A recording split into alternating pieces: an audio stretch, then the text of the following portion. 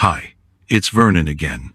You might be wondering, why are more educated, successful men over 50 choosing to stay single today than at any point in recorded human history? I'm not talking about men who can't find relationships, but those who choose not to pursue them, preferring a quiet evening with Marcus Aurelius over the complexities of modern dating. What I'm about to share with you isn't a celebration or a condemnation. It's an honest examination of 5 harsh truths that explain why older men stay single today. These aren't inconvenient truths, but they're necessary ones. And understanding them might change how you view not just relationships, but the entire social contract between men and women in modern society. Before we get in, take a time to subscribe to my channel and hit the notification bell so you don't miss out on future discussions that might challenge your perspective on relationships. Now let's dive deeper into these truths that might just shift the way you think about love, connection, and personal freedom in today's world. Truth number 1. The battlefield of modern expectations. In today's world, men over 50 face an entirely different set of expectations when it comes to relationships. The pressures of modern dating are far more complex than what they experienced in their younger years. Today's dating culture is flooded with new norms and standards that seem to change constantly. I will tell you about M. My friend Harold, a retired professor who's been single for 8 years now. Harold is brilliant, financially secure, emotionally stable, and genuinely kind. He's also utterly exhausted by what he calls the performance requirements of modern romance. Here's our first harsh truth. The expectations placed on men in romantic relationships today are simultaneously higher and more contradictory than at any point in human history. Harold's experience illustrates this perfectly. He expected to be successful but not too focused on work, confident but not arrogant, emotionally available but not needy, traditional when it comes to paying for dinner but progressive in all his attitudes, experienced but not damaged by that experience. Think about what modern dating requires of men over 50. You must have achieved financial stability, but not be defined by your career. You must be emotionally mature, but still exciting and spontaneous. You must respect women's independence, but still play traditional masculine roles when convenient. You must have learned from past relationships, but carry no baggage from them. Expectations about emotional availability, social media presence, and even physical appearance create a battlefield where older men often feel out of place. A study from the American Psychological Association found that men over 50 report feeling perpetually evaluated in romantic contexts in ways they never experienced in their younger years. The constant need to prove worthiness, to navigate ever-shifting expectations, to perform rather than simply be, it's emotionally exhausting. This isn't just about dating fatigue. It's about the fundamental shift from relationships based on complementary roles to relationships based on constant negotiation. Every interaction becomes a diplomatic mission. Every disagreement a potential crisis of compatibility. To navigate the battlefield of modern dating expectations, focus on being authentic rather than performing to meet societal standards. Set clear boundaries early in the dating process to avoid unnecessary pressures and communicate your needs. Prioritize emotional compatibility over trying to impress, and shift your focus from competition with younger generations to connecting with someone who values your experience and maturity. Above all, take the time to prioritize your mental well-being and approach relationships slowly, allowing space for genuine connection. This leads us to consider not just what's expected, but what's at stake. And that's where our next truth becomes crucial. Truth number 2. The economics of emotional investment. My brother-in-law, Thomas, who's 62, put it to me bluntly last year. A serious relationship at his age costs more than it pays, in every currency that matters. This truth builds directly on those impossible expectations we just discussed. For many older men, the emotional, financial, and temporal costs of modern relationships far exceed the perceived benefits. Now, before you think this is about money, let me clarify. Thomas isn't talking just about dollars, though financial considerations are real. A study from the National Center for Health Statistics shows that men over 50 who enter new relationships face average additional monthly expenses of $1,200 to $2,000, not including potential alimony modifications or estate planning complications. But Thomas was talking about something deeper, what economists call opportunity cost. At our age, every hour spent navigating relationship drama is an hour not spent on pursuits that bring genuine fulfillment. Every emotional crisis weathered is energy that could have been invested in grandchildren, hobbies, travel, or personal growth. Thomas has his answer. He volunteers at the local library, travels to historical sites, maintains close friendships, and has developed expertise in woodworking that brings him deep satisfaction. He's not isolated, he's optimized. But this economic thinking extends beyond personal fulfillment. There's also the risk assessment that comes with experience. Thomas has been divorced twice.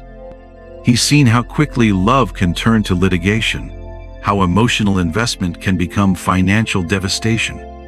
He's witnessed friends lose half their retirement savings to relationships that seemed solid but crumbled. As Kierkegaard wisely said, can only be understood backwards, but it must be lived forwards. As we grow older, we begin to see the weight of our past decisions more clearly, especially when it comes to relationships.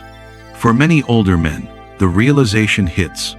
The promise of companionship often comes with the reality of complications, and they're choosing certainty over potential. As you reflect on the emotional and financial costs of relationships later in life, have you ever felt the same way as Thomas? How do you balance the desire for companionship with the practicality of your time and resources? Share your thoughts in the comments. I'd love to hear how you navigate these challenges, and how others in the same stage of life might relate to this economic perspective. This risk-conscious mindset becomes even more pronounced when we consider how technology has changed the very nature of human connection, which leads us to our third truth. Truth number 3, the technology divide and connection crisis. We've talked about impossible expectations and economic calculations, but there's something else happening that makes these first two truths even more pronounced. The way we connect with people has fundamentally changed, and many older men feel like strangers in this new world. When we move deeper into the digital age, many older men find themselves disconnected from the new communication landscape. The rise of texting and social media often feels inauthentic and draining, leaving them longing for the genuine, face-to-face connections they once knew. This shift creates a gap between how they prefer to connect and how the world now communicates. My neighbor Frank, who's 65, showed me his phone last month. He had dating apps that friends had installed for him, but he looked at the screen like it was written in hieroglyphics. He spent 40 years building relationships through conversation, through shared experiences, through time. Now he's supposed to fall in love with a photograph and 3 sentences? The research backs up Frank's discomfort. A study from the University of Rochester found that men over 55 have 40% lower success rates on dating platforms compared to younger demographics, not because they're less desirable, but because they're less skilled at digital self-presentation. But it's not just about apps. It's about the entire ecosystem of modern communication. Texting instead of calling, social media instead of face-to-face conversation, the expectation of immediate responses, constant availability, and performative social presence. Here's where this connects to our previous truths. Those impossible expectations become even more impossible when filtered through digital platforms that reward performance over authenticity. The economic calculation becomes even starker when you consider the time investment required to master communication methods that feel foreign and artificial. Seneca wrote, "Every new beginning comes from some other beginning's end." For many older men, the end of traditional courtship methods has not led to new beginnings, but to the realization that they'd rather opt out entirely than learn to navigate systems that feel fundamentally dishonest. The world of communication has rapidly changed, leaving many older men struggling to adapt. They yearn for face-to-face conversations, but are overwhelmed by a digital landscape that feels inauthentic and exhausting. To bridge this gap, we must blend traditional connection methods with modern technology, creating platforms that prioritize genuine interaction over performative exchanges. User-friendly platforms designed for older men, with video and voice calls, can make digital communication feel more personal. Ultimately, it's about helping them maintain meaningful connections by merging the best of both worlds, traditional and digital. This digital divide creates a broader issue that goes beyond just communication methods. It's about fundamental compatibility with modern social structures, and it sets the stage for our fourth truth, one that cuts even deeper into the psychology of why older men choose solitude. Truth number 4, the weight of past wounds. This perhaps the most difficult to discuss. Many older men carry wounds from past relationships that have fundamentally altered their willingness to be vulnerable again. Now, this isn't about weakness or giving up. It's about what psychologists call protective adaptation, the rational response to repeated emotional trauma. And here's what makes this particularly relevant to our age group. We've had more time to accumulate these wounds and less time to heal from them and start over. Carl Jung wrote about the wounded healer, the idea that our deepest wisdom often comes from our deepest pain. But Jung also recognized that some wounds create wisdom that counsels against repeating the behaviors that caused them. Research from the American Association of Retired Persons shows that men over 50 who have experienced divorce or serious relationship trauma are 60% less likely to actively seek new romantic partnerships. But here's what's interesting. They're not less social or less capable of love. They're more selective about where they invest those energies. Robert has channeled his capacity for care into relationships that feel safer. His adult children, his grandchildren, a small circle of male friends who've known him for decades. He mentors young men starting their careers. He volunteers with organizations that help people in crisis. His capacity for love hasn't diminished. He's just redirected it away from romantic vulnerability. The solution for any man carrying past wounds is to find new outlets for connection, focusing on deepening family ties, volunteering, or building supportive friendships. By doing so, they can preserve their capacity for love without the fear of repeating past mistakes. If you or someone you know is feeling weighed down by past relationship wounds, remember, it's possible to heal and find fulfillment without diving back into romantic vulnerability. Like this video and share it with a friend or family member who's been struggling with love and connection.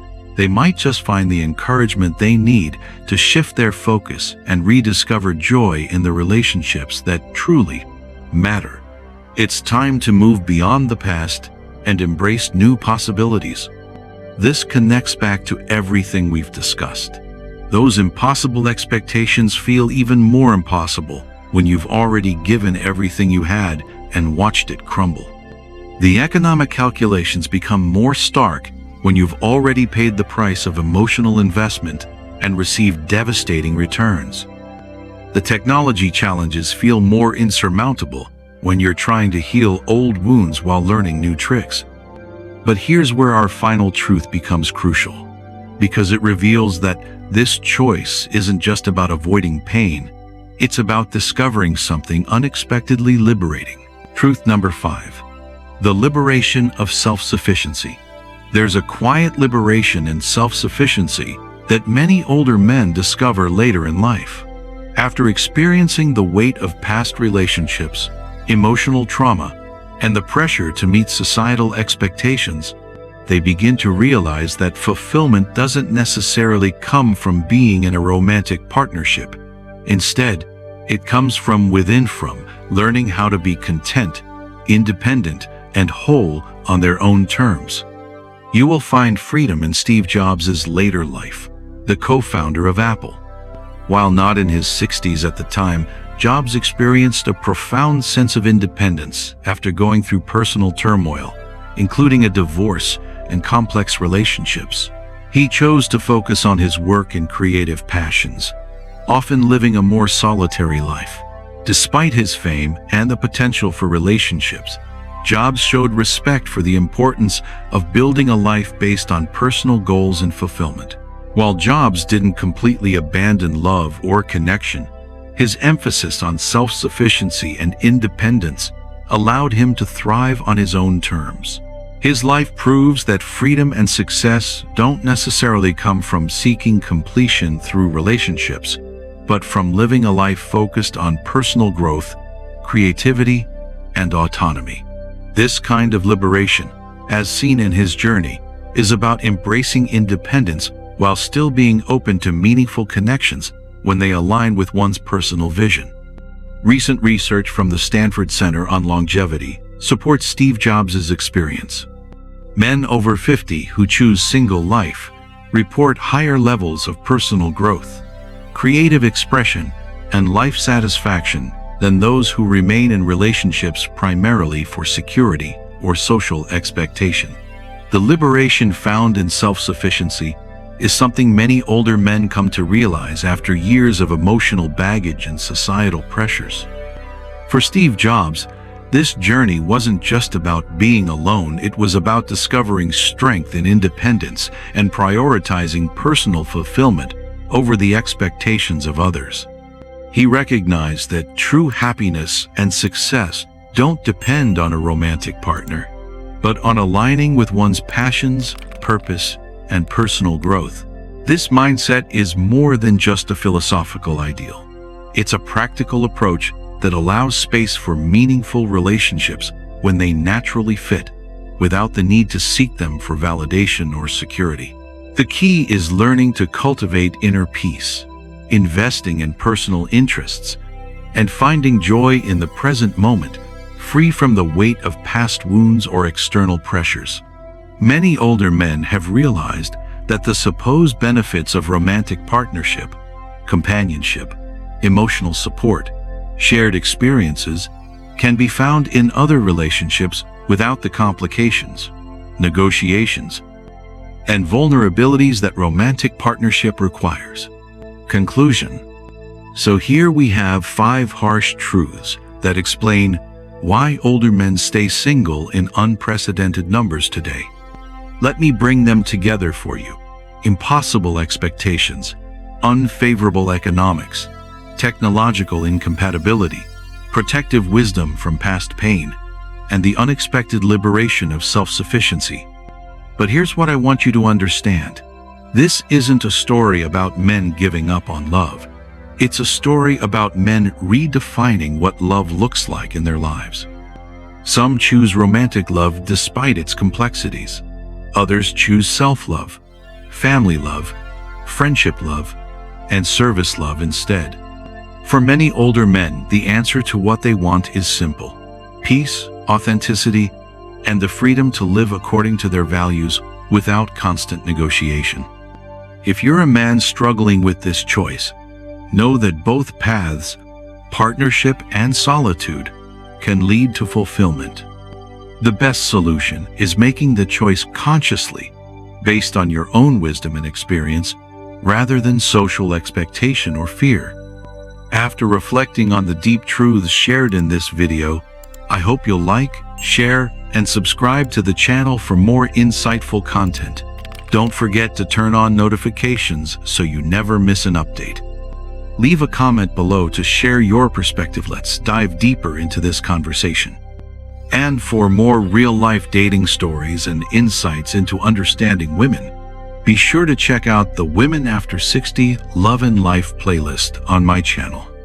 Remember, the goal isn't to judge these choices but to understand them, because understanding leads to wisdom, and wisdom leads to peace, regardless of whether you're sharing your life with someone else or living it fully on your own terms. Thank you.